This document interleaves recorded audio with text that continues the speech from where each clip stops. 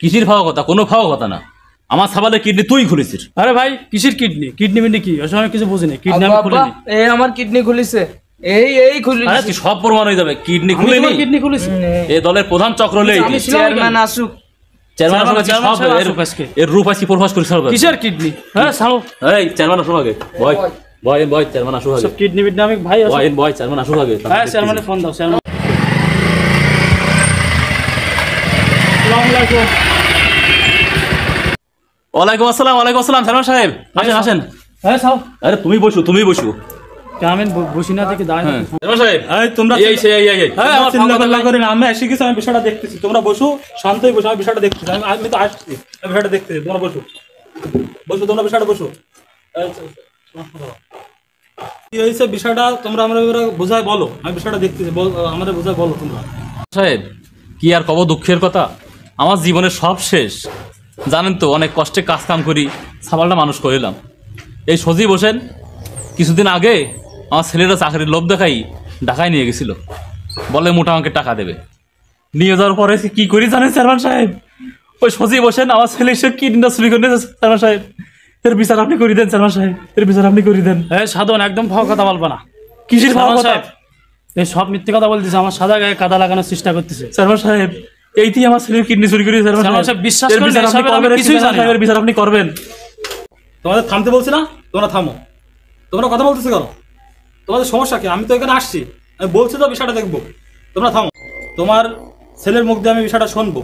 এই তুমি বলো বিষয়টা কি হয়েছে, আমাকে খুলে বলো। সাহেব, সজীব স্যার আমাকে চাকরির জন্য লোভ দেখিয়ে ঢাকায় নিয়ে গেছে। নিয়ে যাওয়ার পরে আমি গেছিলাম বাবার কাছে অনুমতি নিয়ে। আমার বাসা থেকে অনেক ধার দেনা করে টাকা পয়সা দিয়ে ঢাকায় চাকরির জন্য পাঠাইছে।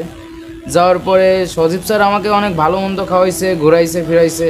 হঠাৎ সকালবেলায় তার অফিসে নিয়ে গেছে। নিয়ে যাওয়ার পরে কাউকে বলল যে আমাকে যেন একটু শরবত খাওয়ায়। এখন আমি খাইছি, খাওয়ার পরে আমি তাকে জিজ্ঞেস করলাম যে ইনি কে?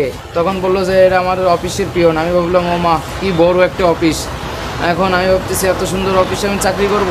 পরে ওই শরবত কী বলবো চেয়ারম্যান সাহেব, তারপর থেকে আমার কোনো হুঁশ নাই। আমার যখন জ্ঞান ফিরছে তখন আমি দেখলাম যে আমার পেটে টান লাগতেছে। তখন আমি খুলে দেখলাম যে আমার একটা কিডনি নেই, সেলাই করা। এই দেখেন চেয়ারম্যান সাহেব। তুমি বলো যে এলাকায় বলো, প্রভাব দেখাও, বলো যে হচ্ছে বড় ব্যবসা করি। তাহলে তোমার তলে তলে এই ব্যবসা, তুমি কিডনির ব্যবসা করো সজীব মিয়া। তোমার সমস্যা কি সেটা আমাকে বলো। তোমার ব্যবসা কি? এই তোমার আসল ব্যবসা কি এটা? চেয়ারম্যান সাহেব বিশ্বাস করেন, আমি এসব করিনি চেয়ারম্যান সাহেব। এরা আমার ফাঁসাচ্ছে। কোনো ফাঁসাই না চেয়ারম্যান সাহেব, এইটাই করেছে চেয়ারম্যান সাহেব। এইটাই অপরাধী। আমার দেখে কি আপনার মনে হয় যে আমি এরকম একটা কাজ করতে পারি? ওই দেখেন চেয়ারম্যান সাহেব, ওই চেহারাটাই ভাঙায় খাচ্ছে বললেন। চেয়ারম্যান সাহেব আমার দেখে কি আপনার মনে হয় যে আমি এরকম কাজ করতে পারি? আমি আপনাকে একটা কথা বলি, মানুষের চেহারা দেখে কখনো কোনো সময় বিবেচনা করা যায় না। আজকে আপনি বলতেছেন যে আপনি এই কাজের সাথে জড়িত না, আপনার অনেক ব্যবসা ছিল, এতদিন আমি বিশ্বাস করছি। লোকে বলছে আমি বিশ্বাস করিনি তাদের কথা, কিন্তু আজকে আমি হাতে নাতে প্রমাণ পাইলাম। সজীব সাহেব আপনি ভালো হয়ে যান। মানুষের চেহারা দেখে কখনো কোনো সময় বিবেচনা করা যায় না। চেয়ারম্যান সাহেব, আমার তো কানের গোড়া দিয়ে তীর গেছে। কেন, তোমার আবার কি হয়েছে? এই সজীব মিয়া আমারে বলছিল ঢাকায় চাকরি দেবে বলে, তাই তো আমারও কিডনি চাইতো। সজীব সাহেব তুমি এখনো ভালো হয়ে যাও, তোমার হাতে সময় আছে। তুমি এই সমাজের এরকম, আমি আপনাকে একটা কথা বলি, আমার এই পিএস যা বললো আর ভুক্তভোগীর কাছ থেকে যা সমস্ত সাক্ষী প্রমাণ যা বালাম, আর আগেও আমি যারা শুনছি, সেই হিসাবে আপনি দোষী। কিন্তু আপনি বলতে পারবেন না, একবারও বলতে পারবেন না আমি নির্দোষ। এখন আমি এই সমাজের কাছে, সবার কাছে একটা মেসেজ পৌঁছে দিতে চাই।